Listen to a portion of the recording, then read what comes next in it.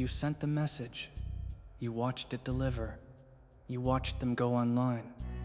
And then, nothing. No reply, no explanation, just silence.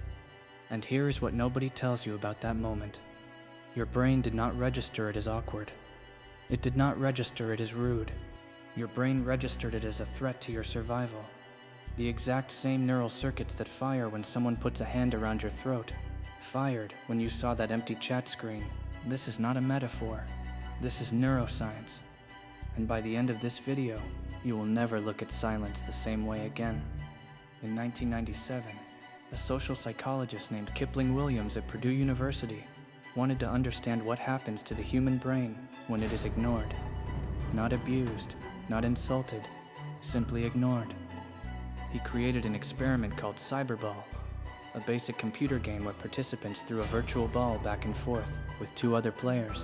What the participants did not know was that the other two players were not real people. They were programmed bots, and at a certain point in the game, the bot stopped passing the ball to the participant. They just kept throwing it between themselves. The real participant was left out, completely, silently. What happened next shocked researchers.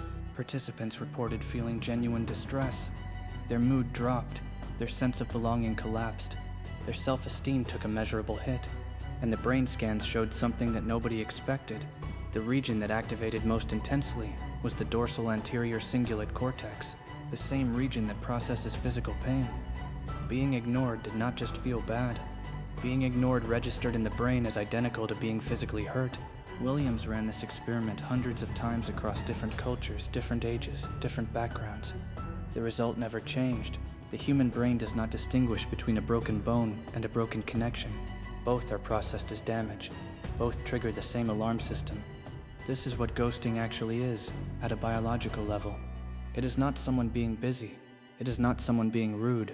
It is your brain receiving a pain signal and having no source to point to.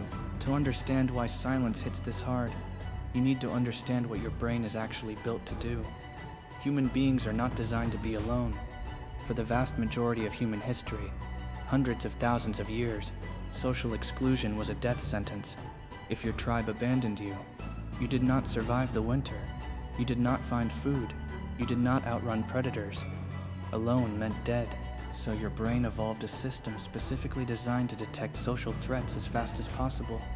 Before your conscious mind even processes what is happening, a structure deep in your brain called the amygdala, your threat detection center, is already scanning every interaction for signs of exclusion.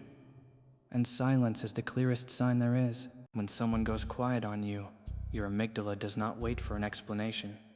It does not give the other person the benefit of the doubt. It fires immediately. It floods your body with the same stress hormones released during physical danger: cortisol, adrenaline. Your heart rate increases. Your focus narrows. Your mind begins running simulations, replaying the last conversation, searching for what you did wrong. This is why you cannot just let it go. This is why it stays with you for days. Your brain is not being dramatic. Your brain is doing exactly what it was built to do, treating social rejection as a survival emergency. In 2003, researcher Naomi Eisenberger at UCLA conducted a landmark study that put participants in fMRI brain scanners while they experienced social exclusion. The results confirmed what Williams had found, but added something darker. The more sensitive a person was to rejection, the more intensely their pain circuits activated, and chronic experiences of being ignored, repeated ghosting, repeated silent treatment, actually sensitized the brain's pain response over time, made it more reactive, more raw.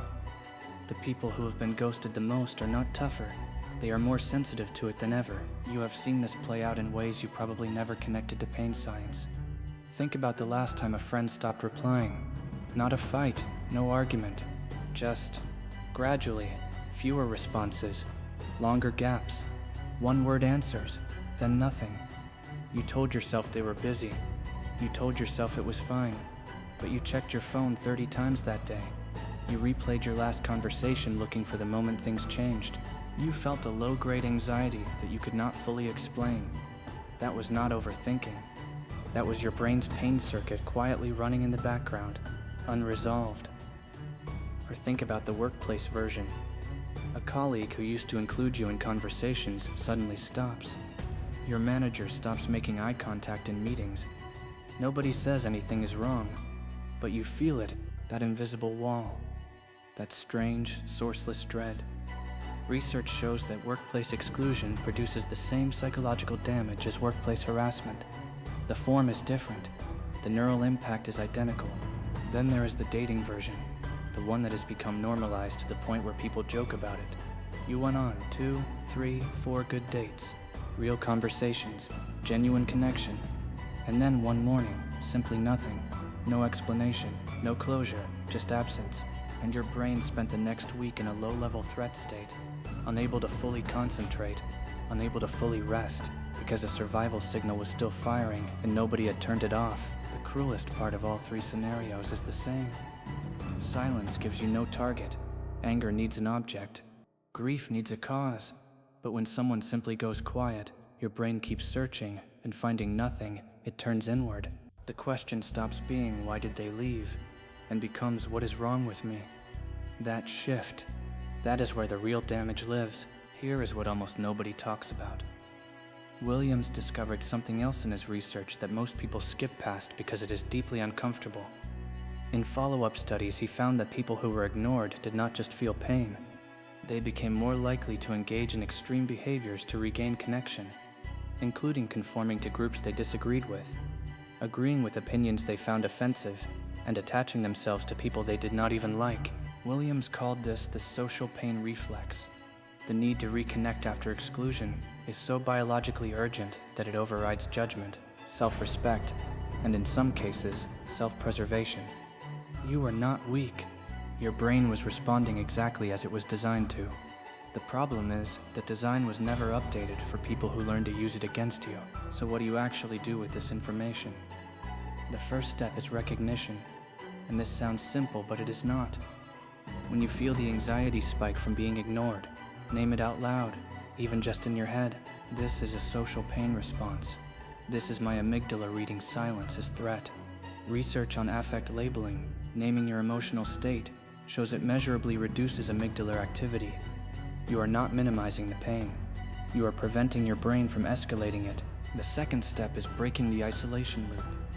Your brain's response to exclusion is to hyper-focus on the source of the silence. But the most effective intervention is to redirect social attention, not as distraction, but as biological countersignal. A brief conversation with anyone you trust activates the same social reward circuits that exclusion suppressed. You are not replacing the person. You are telling your nervous system that connection still exists. The third step is identifying the pattern before it becomes a trap. Ask yourself one question. Not why they went silent, but what you did the last time they went silent. Did you apologize first? Did you reach out repeatedly? Did you modify your behavior to prevent it happening again? If yes, you are not just responding to silence, you are being trained by it.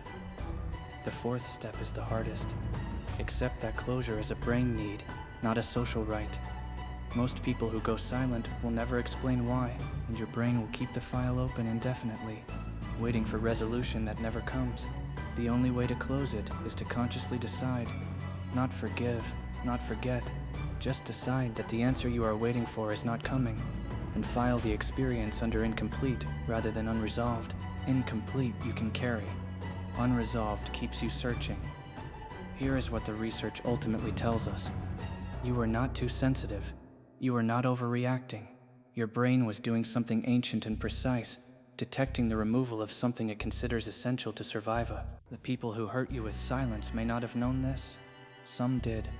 Some learned early that disappearing was power, that the threat of absence could control people in ways that words never could. And they were right, because your brain was never designed to defend itself against that particular weapon. But here is what changes when you understand the mechanism.